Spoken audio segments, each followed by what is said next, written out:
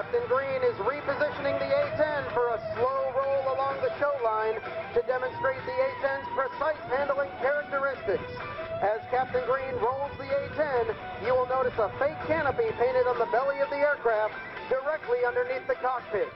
This false canopy is designed to deceive enemy ground troops as to the A-10's direction of turn. Now from the left, Captain Green and the slow roll.